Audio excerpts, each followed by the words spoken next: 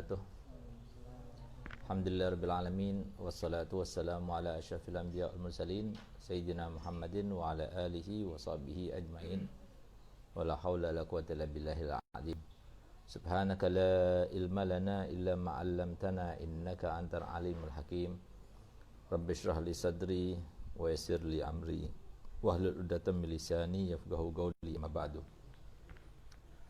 Para wali santri dan para santri dan santriwati yang kami cintai, kami selalu doakan.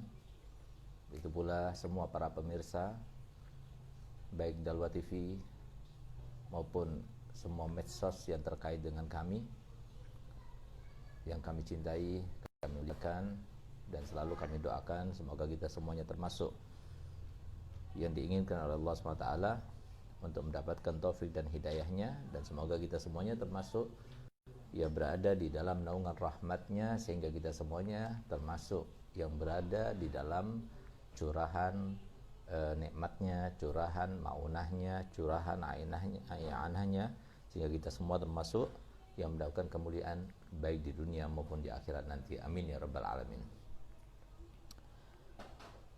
Pada sesi sebelum ini kita berbicara terkait dengan ketaatan, kemaksiatan, dan keadaan yang ketiga. Maka kita sekarang ingin berbicara terkait dengan hidayah. Hidayah ataupun taufik itu ada dua macam arti. Dengan arti petunjuk, ya, memberikan petunjuk al-hadi,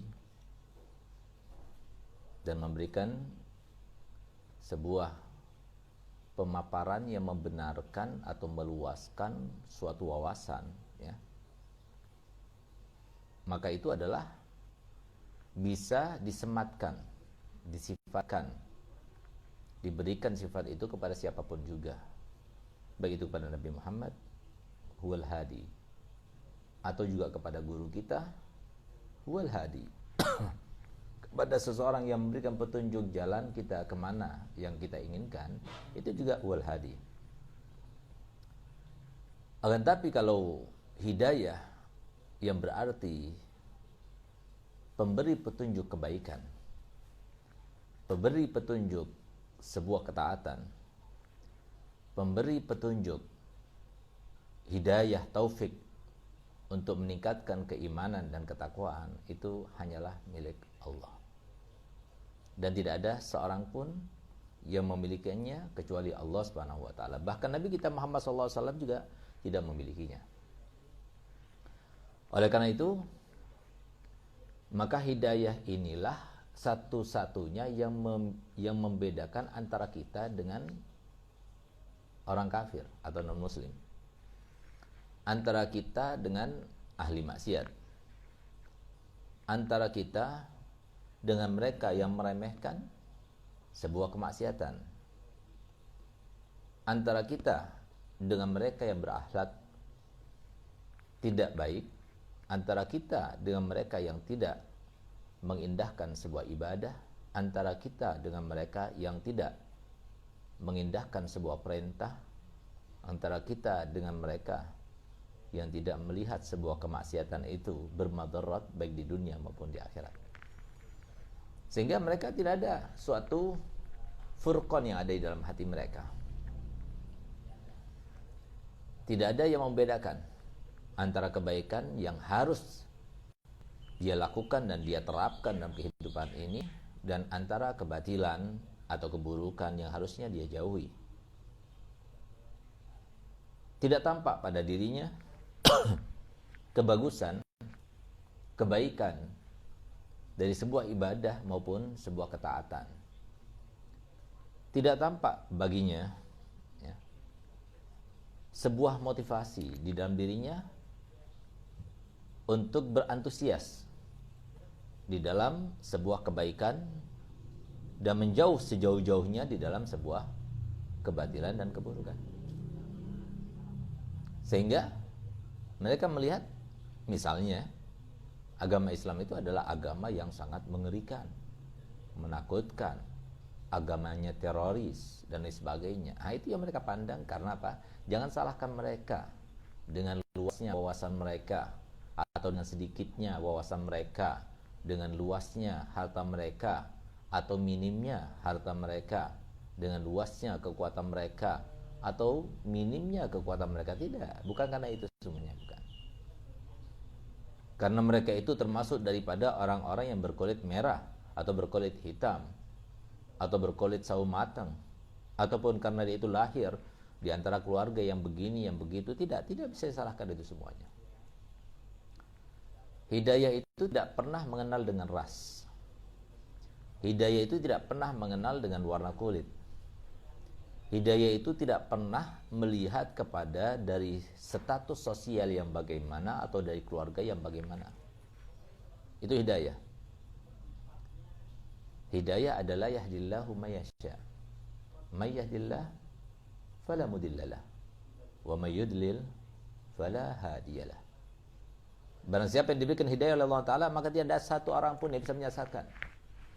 Seorang, ya, atau lembaga, ataupun sebuah wawasan, ataupun apapun juga tidak akan bisa merubahnya ketika seorang yang sudah diberikan hidayah oleh Allah Ta'ala. Sehingga dengan mudah saja dia itu masuk agama Islam. Ambil satu contoh, ya. Ada seseorang pendeta, dia sangat benci kepada Islam dan kaum muslimin, tapi bijak dalam dakwahnya dengan tujuan supaya memurtadkan dan mengeluarkan kaum muslimin daripada keislaman mereka. Sehingga suatu waktu dia pernah datang ke rumah seorang muslim. Ketika dia masuk ke rumah seorang muslim tersebut, maka tiba-tiba terpampang di dinding rumah tersebut adalah sebuah hiasan dinding, suatu kaligrafi yang tertuliskan di dalam hiasan tersebut, yang bertuliskan apa? Yang bertuliskan kalimat tahlil atau la ilaha illallah. Tulisan, tidak bisa berbicara. Tulisan, tidak mempunyai wawasan. Tulisan, tidak mengandung sebuah harta yang melimpah ataupun kekuatan, ya. Tapi sebuah tulisan saja. Hanya saja Allah Ta'ala ingin memberikan hidayah melalui tulisan tersebut. Sehingga begitu si pendeta ini melihat kepada kalimat tersebut, maka dia itu termangu, terpaku, lalu kemudian bergejolak hatinya, bergetar badannya, lalu kemudian dia katakan, "Gal, izinkan aku untuk menyentuhnya." Begitu dia sentuh, dia langsung menangis, meneteskan air mata, dan saat itu juga dia langsung mengucapkan 2 kalimat syahadat. Subhanallah. Itulah hidayah. Itulah hidayah. Nggak bisa direka-reka, nggak bisa dinyana-nyana, nggak bisa di-planningkan, nggak bisa. Ya. Hidayah itu hanya milik Allah.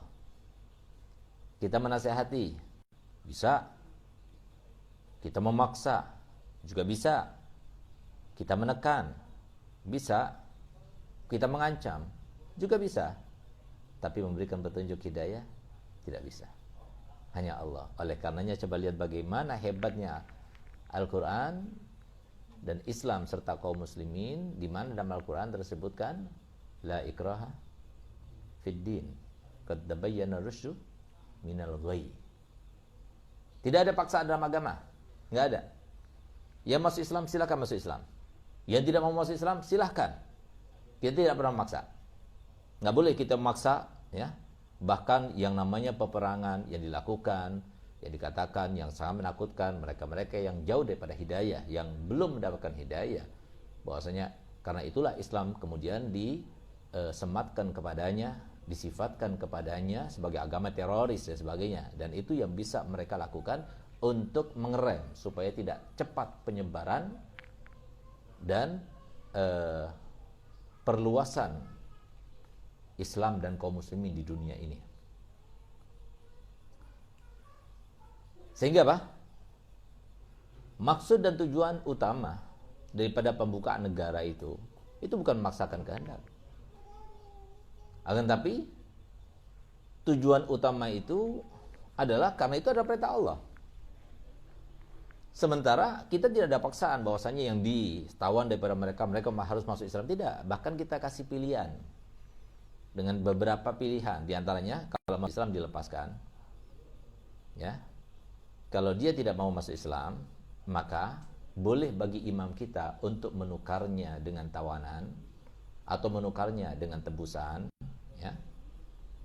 Atau dijadikan sebagai seorang budak, atau begitu saja dilepas dengan sebuah tujuan tertentu yang dituju oleh imam. Itu tergantung pada imam, bukan tergantung kepada pilihan si orang kafir ini atau non muslim ini. Nah, itulah indahnya agama Islam. Kenapa? Islam sangat tahu bahwasanya yang namanya hidayah itu bukan milik siapa-siapa. Hidayah itu milik Allah.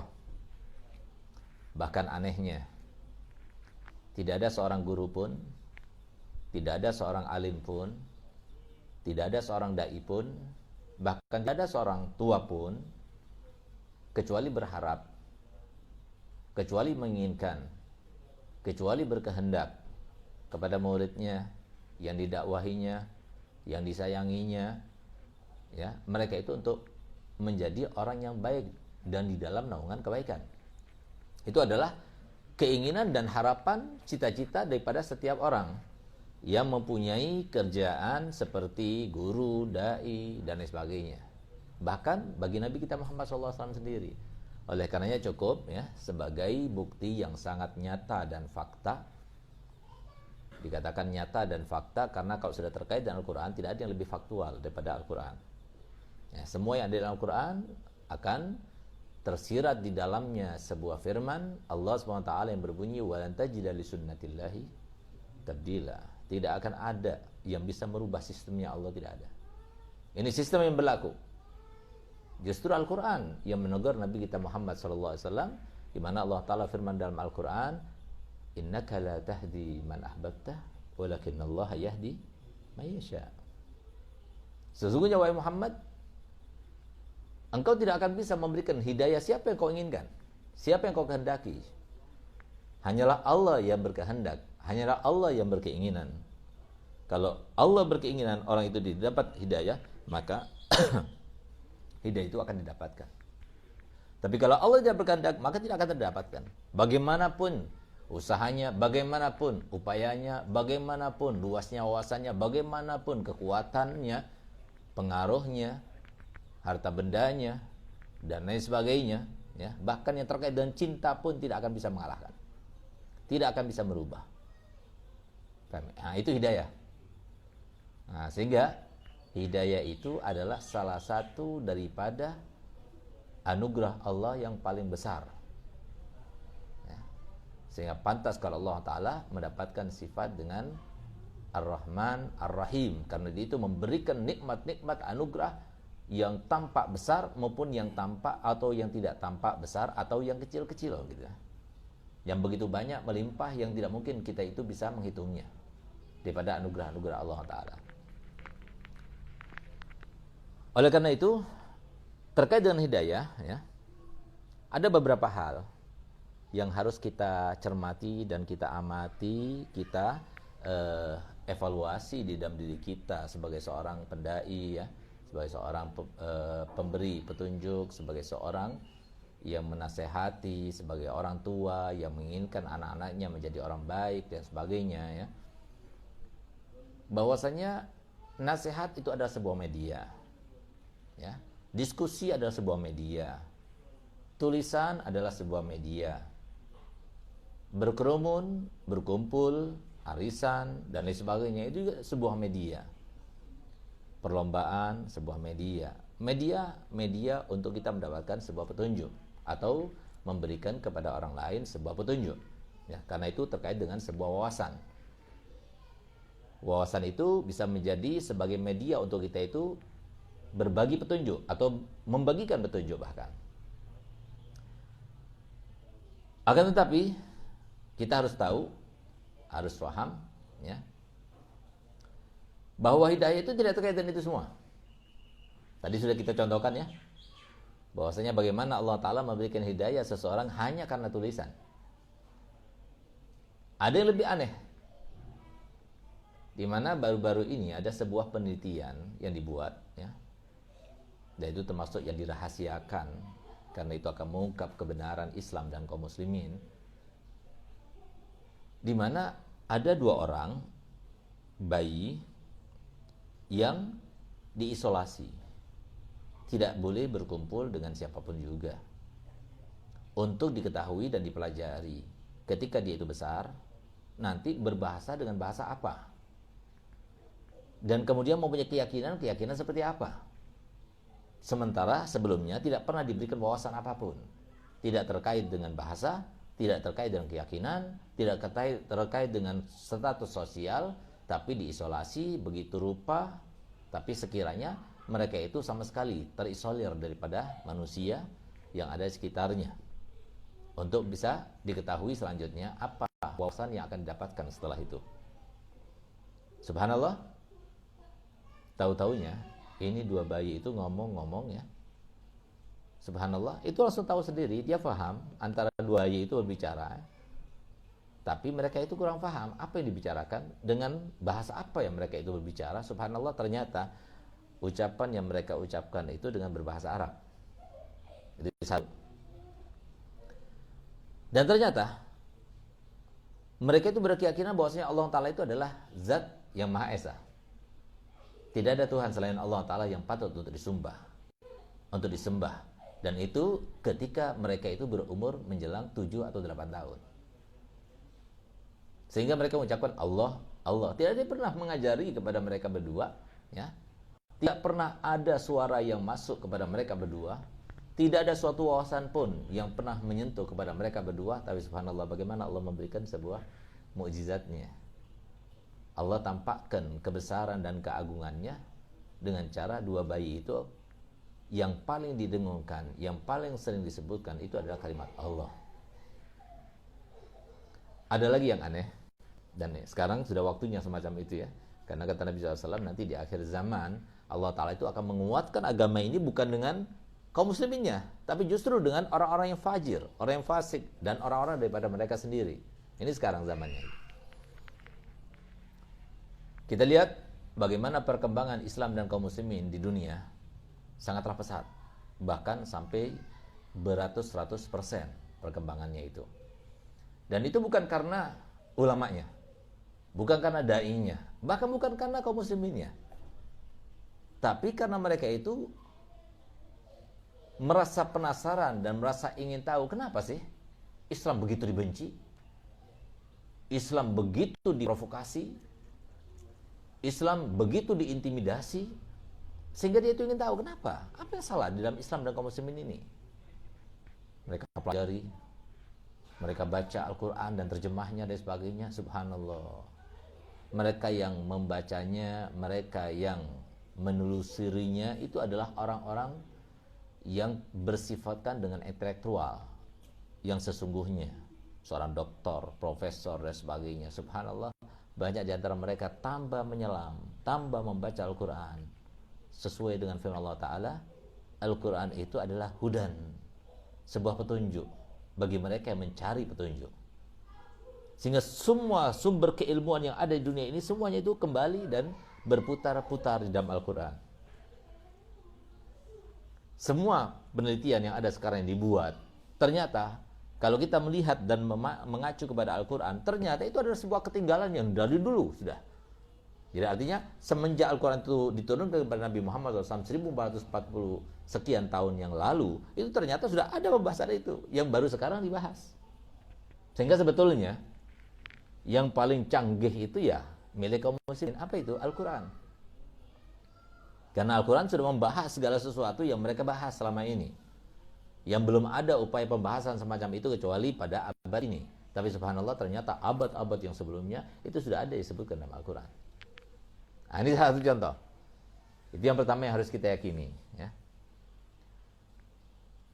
Ada seseorang yang dia itu masuk ke dalam agama Islam itu bukan karena bertemu dengan Islam dan kaum muslimin, tapi mereka langsung bertemu dan berjumpa dengan Nabi Muhammad dalam mimpinya. Aneh bukan? Nah, itulah hidayah. Itulah hidayah. Jadi hidayah memang aneh.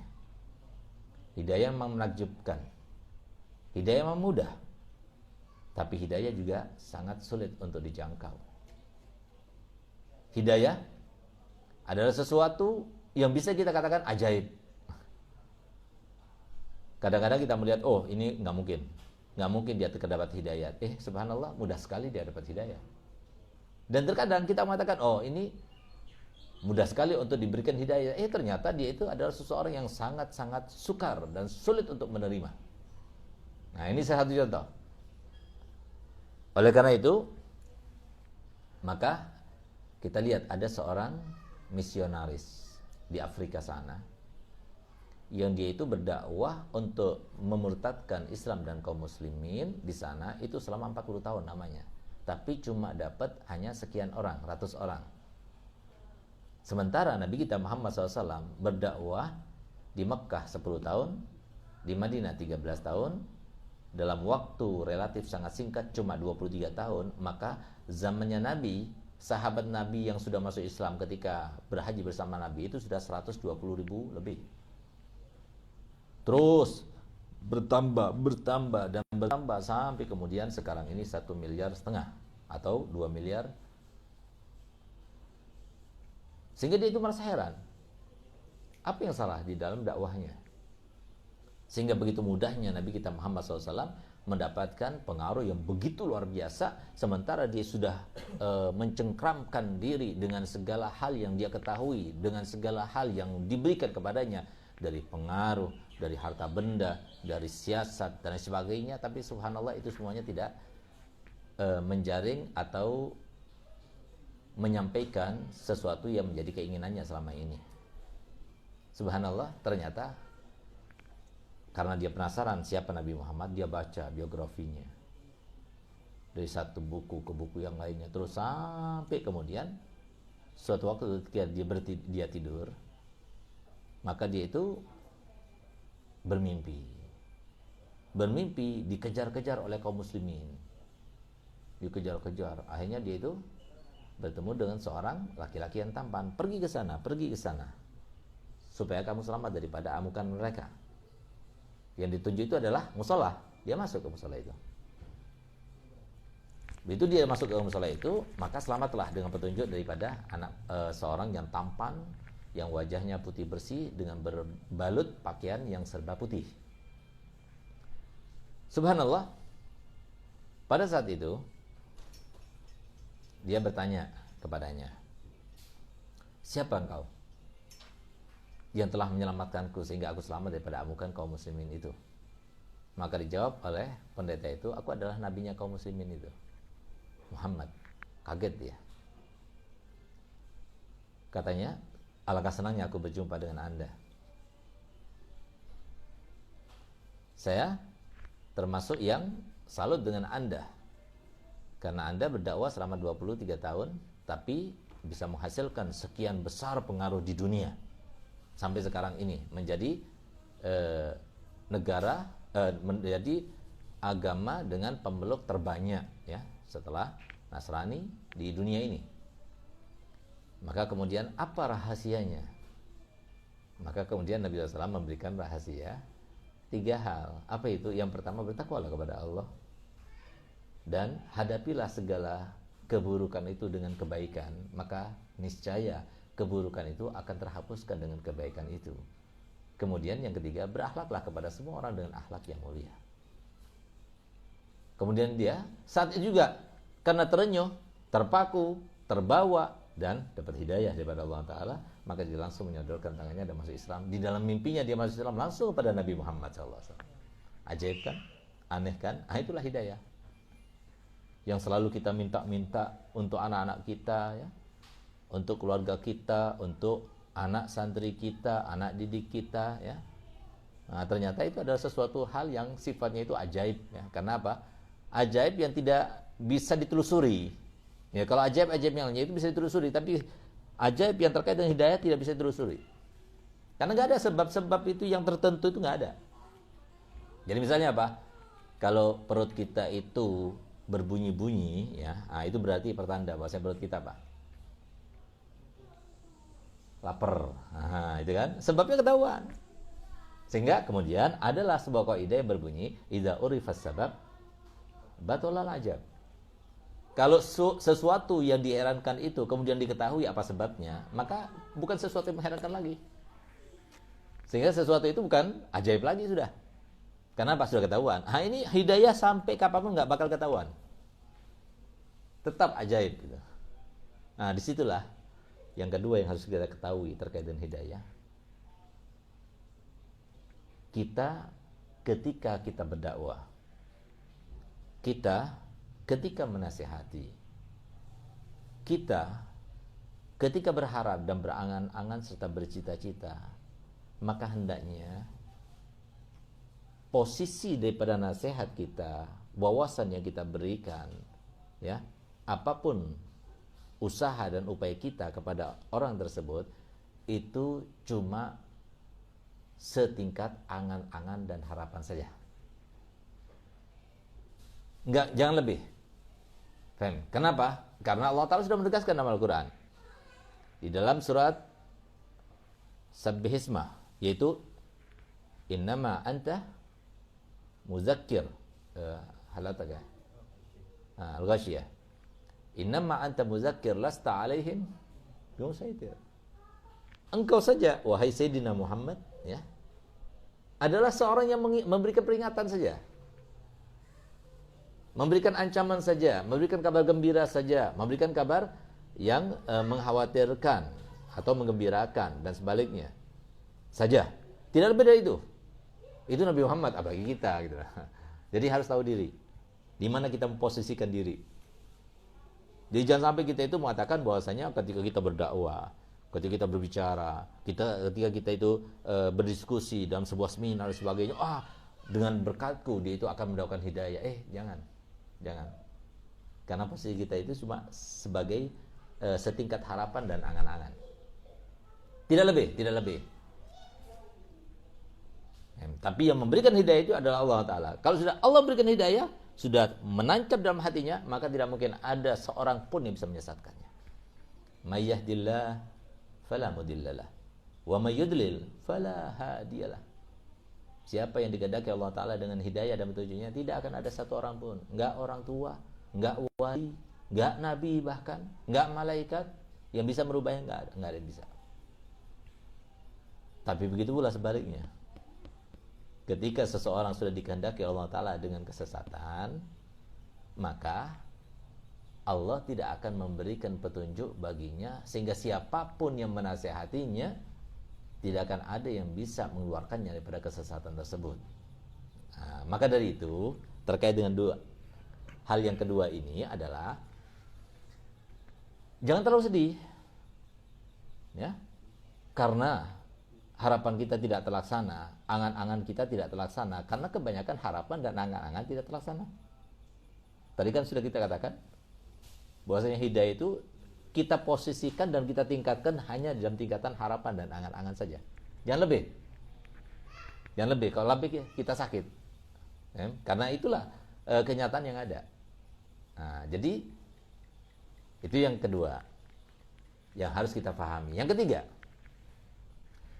ketiga yang harus kita pahami, ya, adalah yang bisa merubah seseorang dari baik menjadi tidak baik, dari tidak baik menjadi baik, dari non muslim menjadi muslim, ya, jadi orang yang ahli ibadah dan menjadi ahli yang bukan ahli ibadah atau sebaliknya. Faham? Itu hanyalah Allah, seperti yang kita ketahui. Sesuai dengan apa yang saya paparkan tadi, maka berarti solusinya hidayah itu terkait dengan satu orang. Bukan satu orang, tapi satu zat. Siapa dia? Dialah Allah. Dialah zat yang maha perkasa. Dialah zat yang maha berkuasa.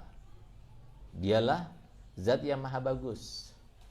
Dialah zat yang maha agung. Dialah zat yang maha lembut. Dialah zat yang memberikan kekayaan, sebagaimana dialah zat yang memberikan kemiskinan. Dialah zat yang memberikan wawasan, sebagaimana dialah zat yang mengharamkan kepada seseorang wawasan itu dan sebab-sebab kemuliaan. Dialah Allah. Karena kita tidak bisa berinteraksi dengan Allah langsung, karena termasuk yang tidak dijangkau oleh panca indera, tidak mampu panca indera kita itu untuk menjangkaunya, dan tidak mungkin.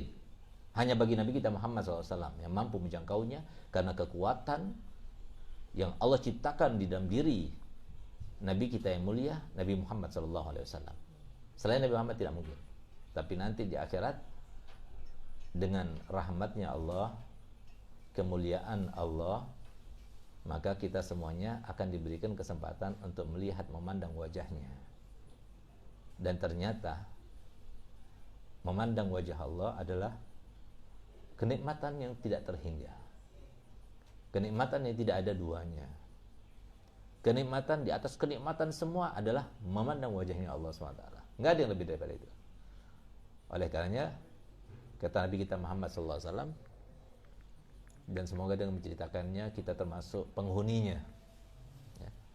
Nanti ketika kita sudah di surga, kata Nabi Muhammad, maka setiap penghuni surga akan mendapatkan surat yang berbentuk suatu undangan yang sangat indah, bentuknya sangat tinggi nilainya, apalagi isinya. Ketika dibuka, undangan itu tertuliskan minal hayyil ladzi la yamut ilal hayyil ladzi la yamut, kepada zat yang hidup untuk selama-lamanya, dari zat yang hidup untuk selama-lamanya. Yang pertama adalah semoga kita sebagai penghuni surga, dan yang kedua adalah Allah Subhanahu wa taala Al-Hayyul Baqi. Apa di situ isinya? Dibuka isinya lebih indah lagi. Karena isinya itu berbunyi begini. Ya abdi, ana mushtaqun ilaik fazurni. Wahai hambaku, aku rindu kepadamu, maka hendaknya engkau kunjungilah aku. Di saat itulah mereka berbondong-bondong pergi ke suatu tempat yang disediakan Allah Ta'ala. Tempat yang datar, yang indah. Segala macam keindahan Allah berikan di tempat itu. Segala macam jamuan Allah hidangkan di saat itu. Segala macam warna makanan semuanya ada di depannya. Dan semoga kita termasuk yang menikmatinya. Dan semoga kita termasuk yang diundangnya. Subhanallah, di saat mereka semua berada di atas meja hidangan itu, mereka sudah puas memakannya, maka Allah menurunkan seperti air hujan rintik-rintik tapi minyak wangi, yang tidak ada duanya dari segi aromanya, bentuknya, harumnya dan sebagainya. Sehingga setelah itu maka kemudian Allah menampakkan wajahnya. Ketika mereka melihat wajah Allah Ta'ala, di saat itulah mereka mengatakan subhanallah, tidak ada suatu kenikmatan yang lebih nikmat daripada memandang wajahmu. Sehingga pandangan mereka kepada Allah Ta'ala itu menambahkan nikmat di dalam diri mereka untuk menikmati isi surga. Sehingga tatkala mereka itu pulang ke rumah istri masing-masing, maka mereka mengatakan, wahai suamiku, engkau lebih gagah dari sebelumnya, engkau lebih tampan dari sebelumnya, engkau lebih kuat dari sebelumnya, engkau lebih semuanya itu karena memandang wajah Allah Subhanahu wa taala. Oleh karena itu para hadirin muliakan Allah Ta'ala, Nabi Muhammad SAW terkait dengan hidangan tersebut yang dikatakan Yaumus Suq yang terjadi hari Jumat, Nabi SAW bersabda, ala inna sil'atallah ghaliyah, ala inna sil'atallah ghaliyah, ala inna sil'atallah ghaliyah, ala wahiyal jannah.